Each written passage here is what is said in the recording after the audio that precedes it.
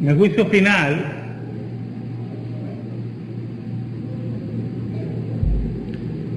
todas las intenciones del corazón serán reveladas. Allí nadie se va a poder esconder.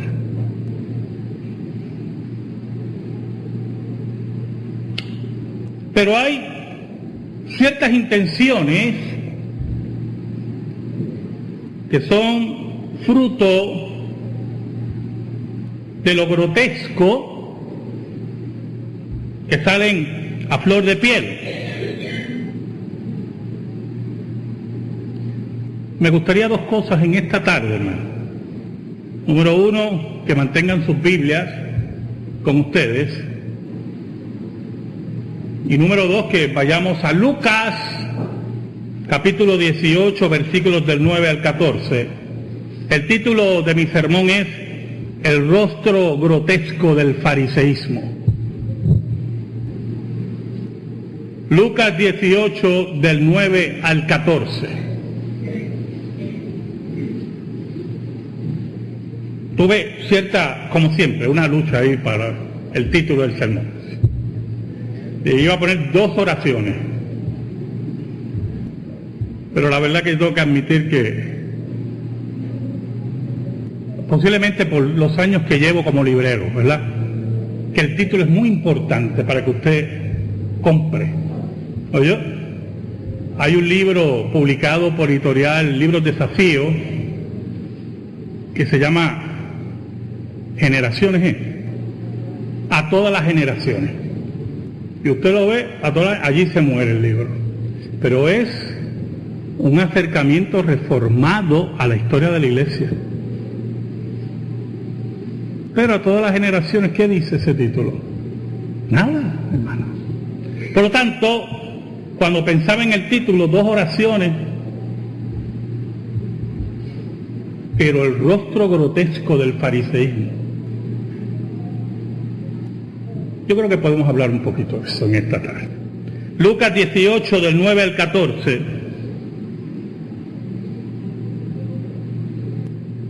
Dice así la palabra de Dios, mi evangelio favorito, Lucas. A unos que confiaban en sí mismos como justos y menospreciaban a los otros, dijo también esta parábola. Dos hombres subieron al templo a orar. Uno era fariseo y el otro publicano. El fariseo, puesto en pie, oraba consigo mismo de esta manera: Dios, te doy gracias porque no soy como los otros hombres, ladrones, injustos, adúlteros, ni aun como este publicano. Ayuno 2 veces a la semana, doy diezmo de todo lo que hago. Mas el publicano, estando lejos, no quería ni aún alzar los ojos al cielo, sino que se golpeaba el pecho diciendo: Dios, sé propicio a mí, pecador.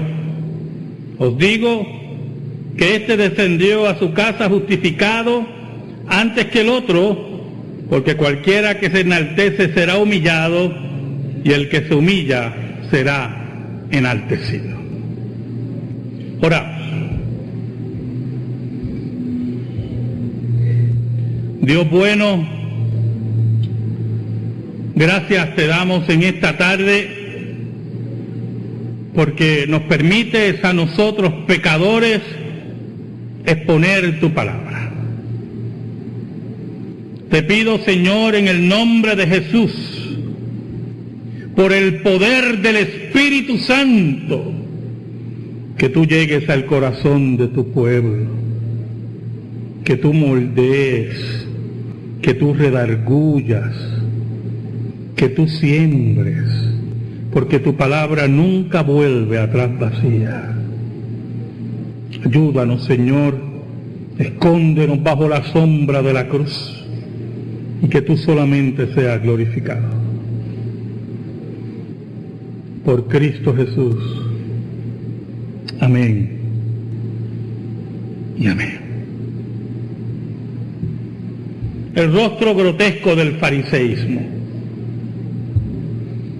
Sí, hermanos, en el juicio final, como le decía en el prefacio, Dios va a descubrir nuestros corazones. Dios va a abrir nuestras almas. Y los pecadores que nos mintieron, y los pecadores que blasfemaron a Dios, y los pecadores que con intenciones malsanas y antibíblicas provocaron asesinato, robo, mentira, pero por fuera parecían hermanitas de la caridad, ese día no tendrán salida. Pero hay otras intenciones del corazón que salen a flor de piel.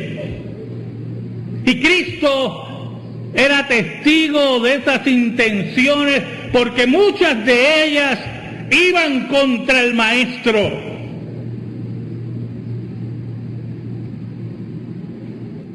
La Escritura en esta parábola nos habla de dos hombres que suben al templo. El templo remodelado por Herodes, una maravilla arquitectónica. No solamente el templo de Jerusalén era para ofrendas, para sacrificios, para enseñanza, sino también para devociones privadas. Devociones privadas, es algo que yo lamento que no podamos hacer aquí.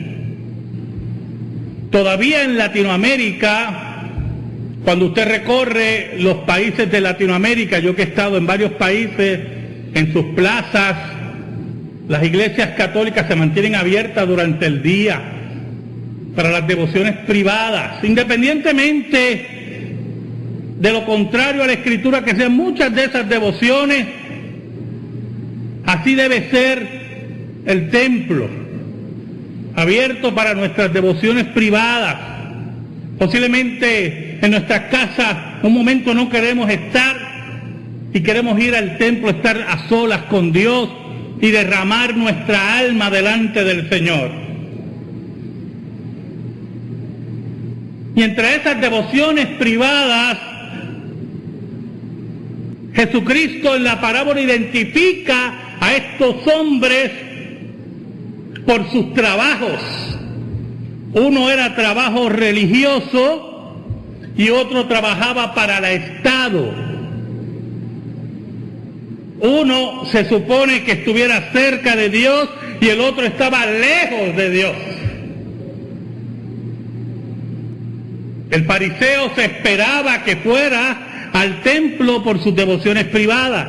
Era parte integral de la vida del fariseo.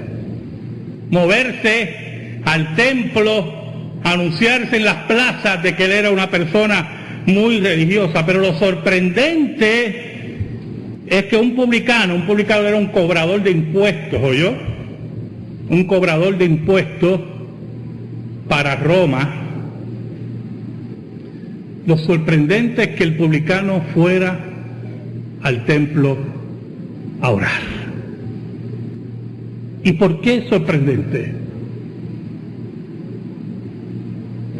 Pastor, se supone que el que trabaja en el departamento de Hacienda sea una persona mala. Posiblemente, hermano, pero aparte de eso, en el caso del tiempo de Jesús, los publicanos eran considerados traidores a la patria. Se habían unido al imperio para exprimir a Israel de los impuestos de Roma, pero aún más, los publicanos tenían fama de ladrones, porque regularmente cobraban más allá de lo que exigía el impuesto a Roma, y se enriquecían en formas desmedidas y eran odiados. Muchos de ellos hacían eso. Yo no puedo afirmar, se me hace muy difícil afirmar, a la luz también de este texto, que todos los publicanos fueran ladrones. Es imposible afirmar eso. Por lo tanto, eran gente rechazada por la sociedad Eran gente que se le había transmitido que Dios los odiaba, que no tenían esperanza. Y vemos a este publicano con toda esa propaganda yendo al templo a orar.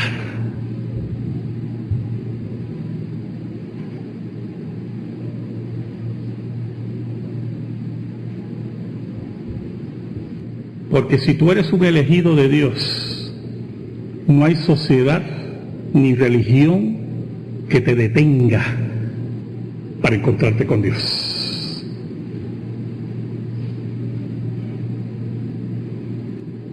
Pero hermanos, las oraciones fueron muy distintivas. Cristo comienza con el fariseo.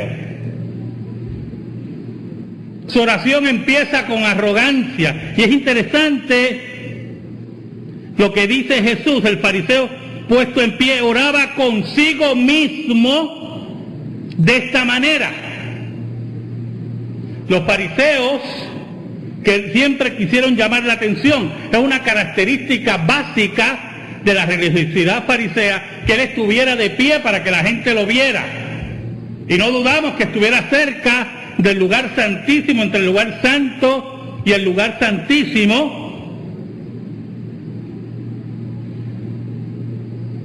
En público, buscaba que el público lo alabara, que recibiera esas adulaciones del público.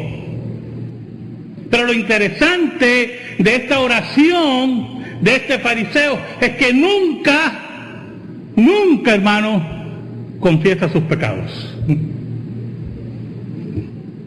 Es una oración arrogante. Es una oración de autocomplacencia. Es una oración narcisista.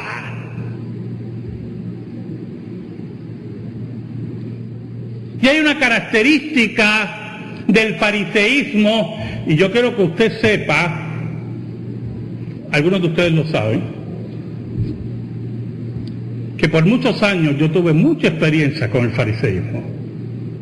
Lo conozco muy bien. Lo conozco fuera de la reforma, pero también lo conozco dentro de la reforma, ¿sí?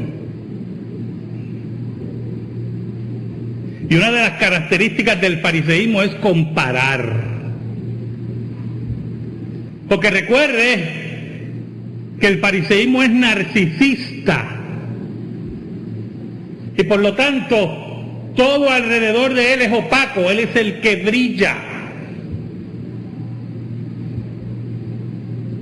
Es una de las grandes señales del fariseísmo, es la comparación. Pero es la comparación conveniente. Este fariseo no se compara con los grandes hombres y mujeres de la fe que habla la Biblia, sino con personas de baja calaña.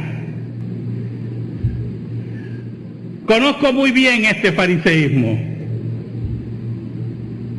pero he notado que ha sufrido una metamorfosis, si podemos hablar así. Existe el fariseísmo público, el que Cristo más condenó, el que Cristo más señaló, el que quería las adulaciones del pueblo, las adulaciones de los hombres, el que quería la gloria humana. Por eso Cristo decía, de cierto, ya tienen su recompensa. Las adulaciones de los hombres, esa es su recompensa.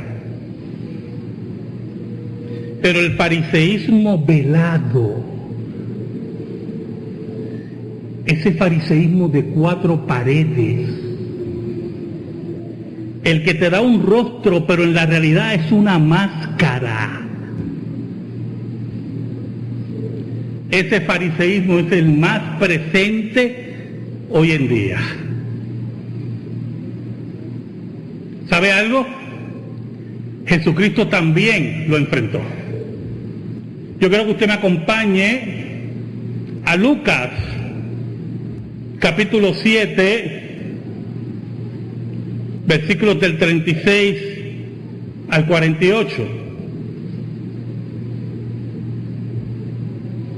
Lucas 7, versículos 36 al 48.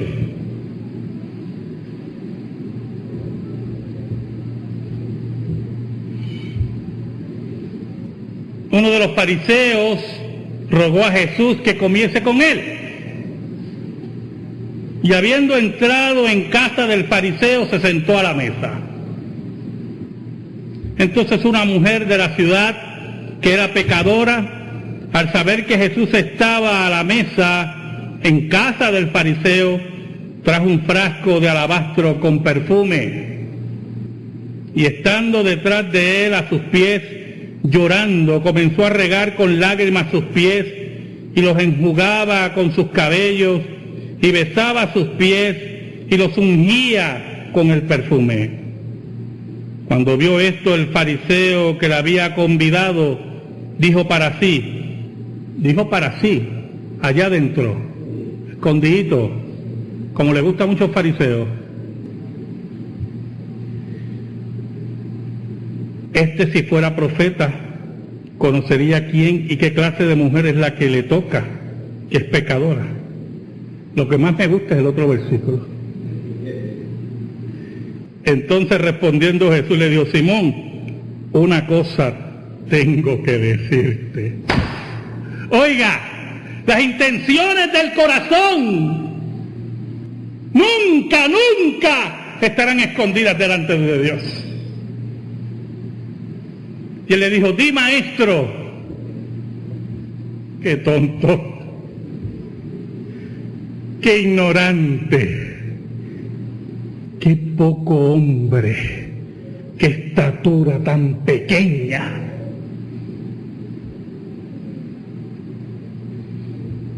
Un acreedor tenía 2 deudores. ¿Sabe? Las parábolas de Jesús muchas veces eran trampas, ¿oyó? Un lazo.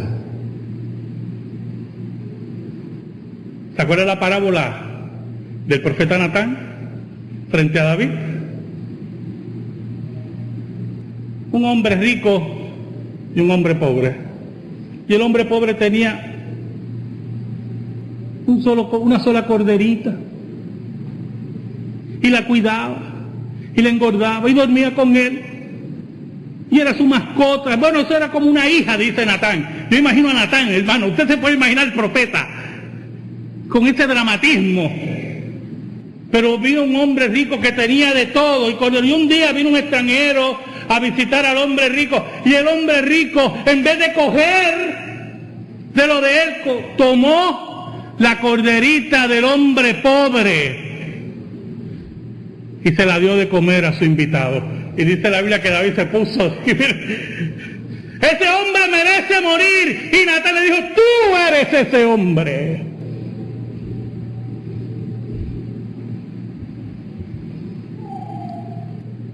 Así son las parábolas de Jesús.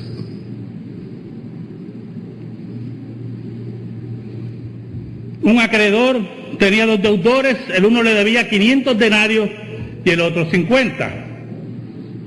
Y no teniendo ellos con qué pagar, perdonó a ambos. Di pues, ¿cuál de ellos le amará más? Y Simón, que ya tenía la cuerda aquí, en el cuello, para aquellos que no están escuchando por internet, se la jaló. Respondiendo Simón dijo: pienso que aquel a quien perdonó más.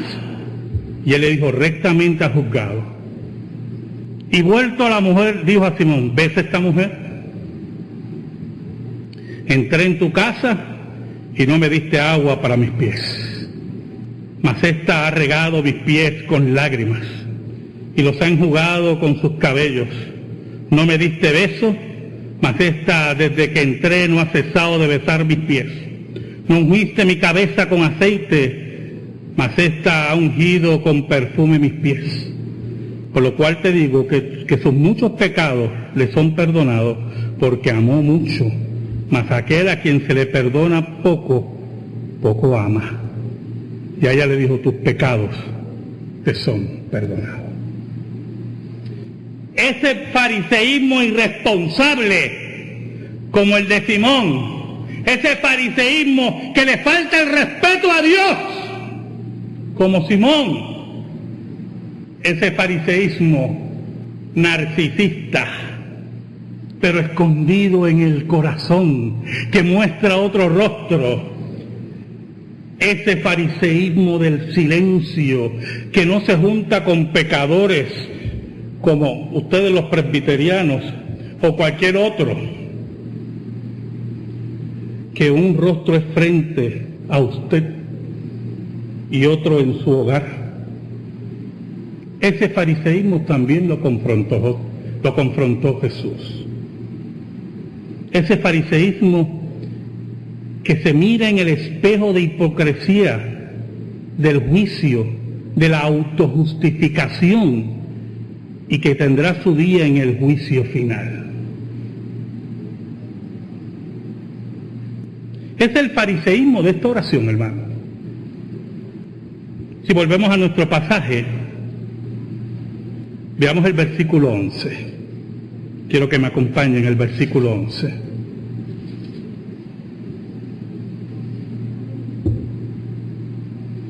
El fariseo, puesto en pie, oraba consigo mismo de esta manera: Dios, te doy gracias porque no soy como los otros hombres, ladrones, injustos, adúlteros, ni aún como este publicano. Oiga, y a mí me llama mucho la atención, porque el versículo dice, si usted lee más adelante, vamos a leerlo, que el publicano estaba de lejos. O sea, yo me imagino al fariseo. ¿Usted se puede imaginar al fariseo? No soy como ladrones, no soy como, mire, como ninguno de estos. Usted empezó a buscar. Ni como este publicano.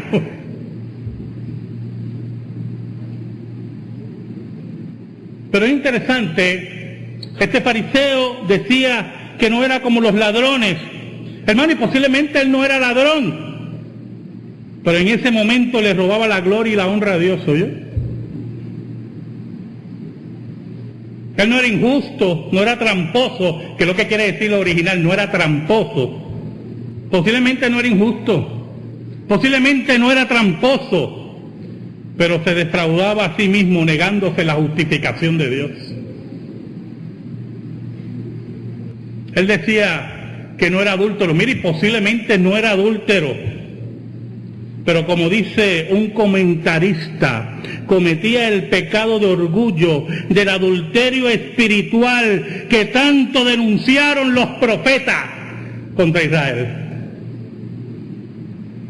Y como dije anteriormente, de momento mira alrededor y observa el sueño de todo fariseo en los tiempos de Cristo: compararse con un publicano, con un cobrador de impuestos. Este es el peor de todos, y yo soy mejor, mucho mejor. Y Señor, mira lo mejor que soy. Mira qué interesante. Mira el versículo 12. Ayuno 2 veces a la semana, doy diezmos de todo lo que gano. Tremendo este fariseo, yo. ¿Sabe lo que dice la ley sobre el ayuno? Habla de ayunos anuales, algunos ayunos de fiesta, pero este ayunaba 2 veces a la semana. Estaba sobre la ley. Estaba mejor que Moisés, mejor que Dios. No solamente despreciaba todo lo que estaba alrededor de él, sino que él era mejor. Ayuno 2 veces a la semana. Y los ayunos de los fariseos, dice la Biblia, que lo hacían, mire, con cara así: estoy ayunando. Y recibía la alabanza de la gente: wow, mira este hombre que espiritual. Como uno que publicó un libro y salió del cuarto así que parecía un cadáver. Y se convirtió en la gloria de muchos en Puerto Rico. Qué triste cuando la gloria no es para Dios. Oiga, y diezmaba de todo, de todo lo que llegaba a su mano él diezmaba. Oiga, qué grande era este hombre.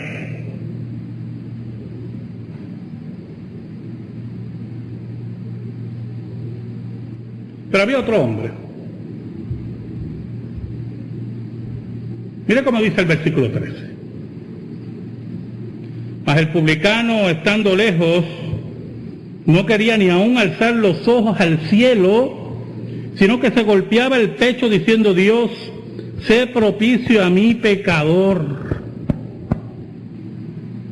Un solo versículo tiene un contenido tan increíble. Mire, número uno, el publicano entró al templo y se quedó de lejos. No se sentía digno ni de acercarse. Humillado delante de Dios, abochornado de sus pecados. Si tú no sientes bochornos de tus pecados, está la cosa mala, ¿no? Abochornado de sus pecados, estaba lejos, no soy digno de ser observado. Dice la Biblia, dice Jesús, no quería ni aún alzar los ojos al cielo, no se sentía digno ni de levantar la vista. ¿Sabe algo, hermano? Una de las grandes características de los latinos, de ustedes, yo dejé de ser latino hace mucho tiempo, es que cuando mienten, quitan la mirada, ¿yo? Hace poco, no voy a decir el dato bien general, estaba hablando con una persona y le hice una pregunta que yo sabía la contestación, y me contestó como yo no esperaba, pero no me miró a la cara.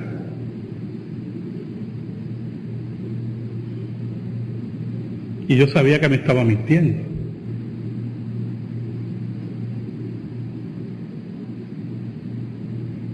Este hombre no mentía, se abochornaba de sus pecados. No se sentía ni digno de levantar la vista delante de Dios.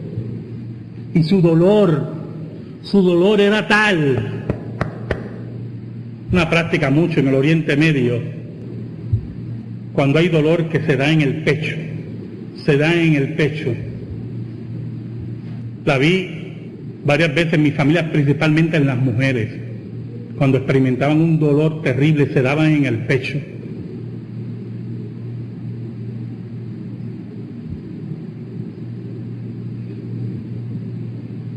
Se golpeaba, hermano, el pecho del dolor que sentía por su pecado.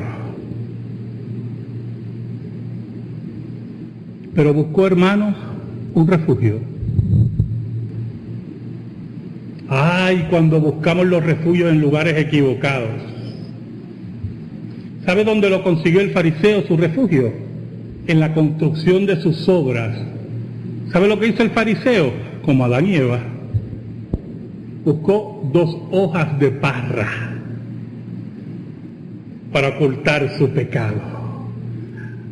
Pero el publicano buscó a Dios, el único que lo puede justificar, como dice la Escritura, y dijo: Dios, sé propicio a mí, pecador, sé mi porción, sé mi ayuda.